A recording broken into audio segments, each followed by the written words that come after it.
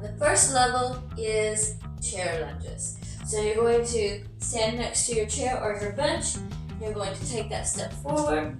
You're going to get into a good position, sink into your hips, and you're going to lunge down. You're going to sink down to the bench or the chair. You can hold on to something. If you need to, come back up and down, and up and down.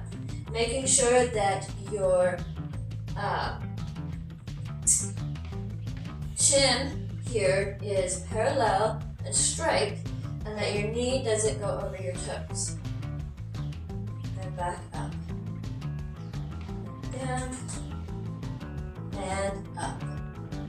And that is level 1 for never before if you are a complete beginner and don't really have any kind of workout history. Hello everyone, Coach Joe here, and today we are talking about lunges for beginners and how to do a lunge correctly for a complete beginner. That was level 1. Now let's get into level 2. Level 2, you're going to leave the chair or the bench behind, and you're going to get into that same position, and you're going to, you can hold on to something, and down and up, and down and up. So this the same, except you're not sinking down onto a chair or bench, and up, but you have something that you're holding on to for a little bit of support. And the same, try to make sure that your knee doesn't go over your toes. And the reason we're saying that is to keep your shin here straight and parallel, to avoid putting too much pressure on your knee. And that's the reason that we say that, so you avoid putting too much pressure on your knee. Some people have the range of motion to be able to do that. Most people do not. So it's a good rule of thumb to just avoid it. Now, on to level 3.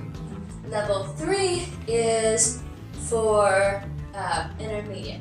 Level 2 is beginner, level 3 is for intermediate. And for intermediate, you're going to leave it all behind. And you're just going to be freestanding. Get in that position, and down and up, without holding on to anything, without going down to a chair or bench, and up. The same thing, keep that form, keep your hips level, keep that shin straight, keep that knee inside the toes, and up.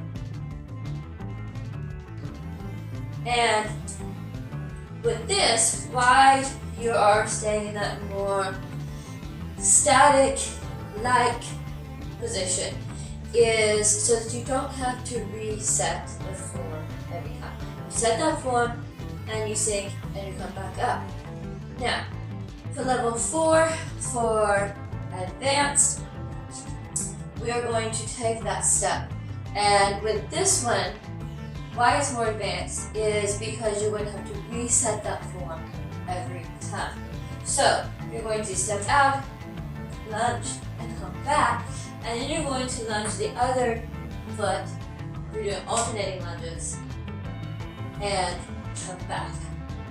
So each time you take that step forward, you have to make sure that your hips are level, that your shin is straight, all that kind of stuff every time. And back. So that was the more advanced level. So, and now we're moving on to the expert level.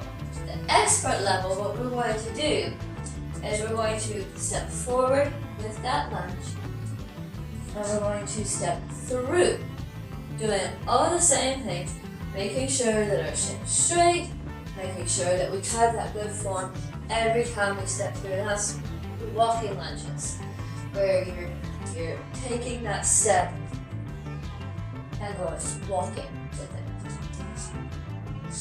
And again, every time you set that form, you make sure that you're doing it correctly. And the way to learn that form, to do that form correctly, is to start out with that never before level down to the bench and back up, and then working to that beginner level, holding on for support, and then working to the more regular head lunges. Now, of course, when you're doing the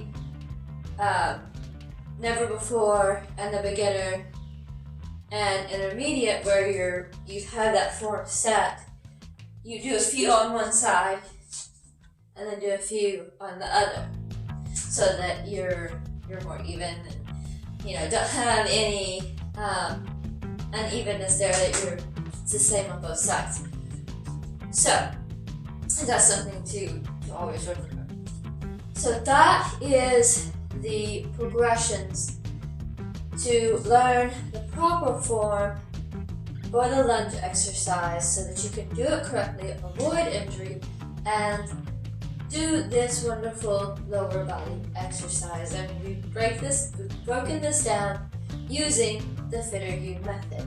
The FTR-U method has these progressions. You start at the most basic level of an exercise and you work your way up to a more advanced level, and then you go beyond.